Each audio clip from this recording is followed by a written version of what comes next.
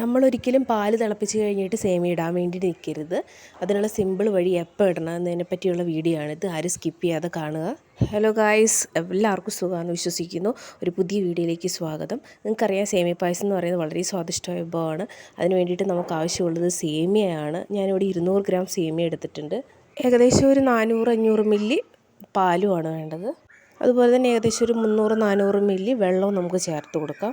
വെള്ളം ചേർത്ത് കൊടുക്കുന്നത് എന്തിനാണെന്ന് വെച്ച് കഴിഞ്ഞാൽ ചിലപ്പോൾ അടി പിടിക്കാനുള്ള സാധ്യതയുണ്ട് പാല് തന്നെയാകുമ്പോൾ. അതുകൊണ്ടാണ് വെള്ളം ചേർത്ത് കൊടുക്കുന്നത്. ഇനി ഇതിലേക്ക് ആവശ്യമായ പഞ്ചസാര ചേർത്തിട്ട് നന്നായിട്ടൊന്ന് ഇളക്കിയെടുക്കുക. പഞ്ചസാര നിങ്ങളുടെ ആവശ്യത്തിന് ചേർക്കാം. മധുരം എന്തുമാത്രം വേണോ അത്രയും നമുക്ക് പഞ്ചസാര ചേർത്ത് കൊടുക്കാം. ഇവിടെ ഞങ്ങൾക്ക് എല്ലാവർക്കും കഴിക്കാവുന്ന വിധത്തിലുള്ള പഞ്ചസാരയാണ് ചേർത്തിരിക്കുന്നത്. അതുപോലെ തന്നെ ഈ മധുരം ബാലൻസ് ചെയ്യാൻ വേണ്ടിയിട്ട് ഞാനൊരു നുള്ളു ഉപ്പ് ഇട്ട് കൊടുക്കുന്നുണ്ട്. ഇനി ഞാൻ ഇതിനകത്തേക്ക് വറുത്ത സേമിയയാണ് ഇടുന്നത്. സേമിയ വറുത്തത് നമുക്ക് വാങ്ങിക്കാൻ കിട്ടും, അല്ലാതെയും വാങ്ങിക്കാൻ കിട്ടും.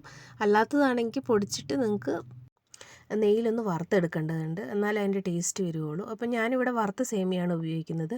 ഇത് ഇടുന്ന സമയത്ത് തന്നെ നമ്മൾ ഇളക്കിക്കൊണ്ടിരിക്കണം കേട്ടോ, അല്ലെങ്കിൽ ചിലപ്പോൾ അടി പിടിക്കാനുള്ള സാധ്യതയുണ്ട്. അപ്പോൾ നന്നായിട്ട് ഇളക്കി കൊടുക്കുക. ഏതൊരു സാധനമാണെങ്കിലും വെള്ളത്തിൽ കിടന്നൊന്ന് വീർക്കൂലേ.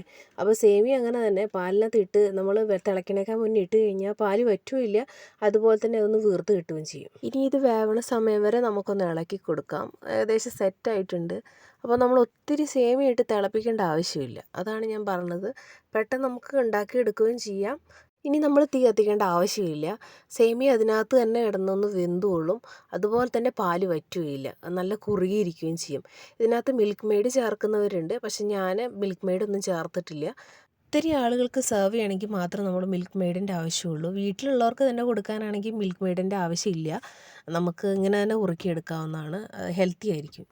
അപ്പോൾ നമ്മുടെ സേമിയ റെഡി ആയിട്ടുണ്ട്. ഇനി അതിലേക്ക് നമുക്ക് കുറച്ച് കാഷ്യൂനട്ട്, അതുപോലെ തന്നെ ബദാം, അണ്ടിപ്പരിപ്പൊക്കെ വറുത്തിടേണ്ട ആവശ്യമുണ്ട്. അതിന് വേണ്ടിയിട്ട് ഞാനിവിടെ കാഷ്യൂനട്ട് എടുത്തിട്ടുണ്ട്, അതുപോലെ തന്നെ ബദാം എടുത്തിട്ടുണ്ട്, കിസ്മിസ് എടുത്തിട്ടുണ്ട്. ബദാം ആവശ്യമുള്ളവർ ഇട്ടാൽ മതി കേട്ടോ, അല്ലാത്ത പക്ഷം നമുക്ക് കിസ്മിസും കാഷ്യൂ മാത്രം മതി. ഇനിയൊരു പാൻ ചൂടായി വന്നതിന് ശേഷം അതിലേക്ക് ആവശ്യത്തിന് നെയ്യ് ഒഴിച്ച് കൊടുക്കുക. ഞാനിവിടെ 3 ടീസ്പൂൺ നെയ്യാണ് ഉപയോഗിക്കുന്നത്. ഇത് വീട്ടിലുണ്ടാക്കിയ നെയ്യാട്ടോ, ഞാൻ പുറത്തുനിന്നൊന്നും വാങ്ങിച്ചതല്ല, വീട്ടിലുണ്ടാക്കിയ നെയ്യാണ്. അപ്പോൾ അതെങ്ങനെ ഉണ്ടാക്കുന്നതെന്ന് ഞാൻ അടുത്ത വീഡിയോയിലൊക്കെ കാണിച്ചു തരാം. ഇനി നമുക്ക് ഇതിനകത്തേക്ക് കുറച്ച് കാഷ്യൂനട്ടും അതുപോലെ തന്നെ നമ്മൾ എടുത്ത് വെച്ചിരിക്കുന്ന ബദാമും ഒക്കെ ഒന്ന് മൂപ്പിച്ചെടുക്കാം. ഇതൊന്ന് മൂത്ത് വരുമ്പോൾ നമുക്ക് ഇതിനകത്തോട്ട് കിസ്മിസ് ഇട്ട് കൊടുക്കാം. അത് നന്നായിട്ടൊന്ന് മൂപ്പിച്ചെടുക്കുക. എല്ലാം ചേർത്ത് നന്നായിട്ടൊന്ന് മൂപ്പിച്ചെടുക്കുക. ഇനി ഇവയെല്ലാം ചേർത്ത് നന്നായിട്ടൊന്ന് ഇളക്കി യോജിപ്പിച്ചെടുക്കുക. അതുപോലെ തന്നെ അതിനകത്തേക്ക് കുറച്ച് ഏലക്കാപ്പൊടിയും ചേർത്ത് കൊടുക്കാനുണ്ട്. ഏലക്കാപ്പൊടി നമുക്ക് പഞ്ചസാരയും കൂടെ ചേർത്ത് മിക്സിയിലൊന്ന് ജസ്റ്റ് ക്രഷ് ചെയ്തെടുക്കാം, അല്ലെങ്കിൽ നമുക്കൊന്ന് ചതച്ചതിന് ശേഷം പായസത്തിലിട്ട് കൊടുക്കുക. എന്നാൽ മാത്രമാണ് അതിൻ്റെ ഒരു സ്മെല്ല് ഉണ്ടാവുള്ളൂ കേട്ടോ. അങ്ങനെ നമ്മുടെ സൂപ്പർ ഡിലീഷ്യസ് പായസം റെഡി ആയിട്ടുണ്ട്. ഇനി നമുക്ക് ആവശ്യത്തിന് സെർവ് ചെയ്ത് കഴിക്കാവുന്നതാണ്. നിങ്ങൾക്ക് ഈ വീഡിയോ ഇഷ്ടമായെങ്കിൽ സബ്സ്ക്രൈബ് ചെയ്യാൻ മറക്കരുത്. അതുപോലെ തന്നെ കമൻറ്റ് ചെയ്യുക, ലൈക്ക് ചെയ്യുക. താങ്ക്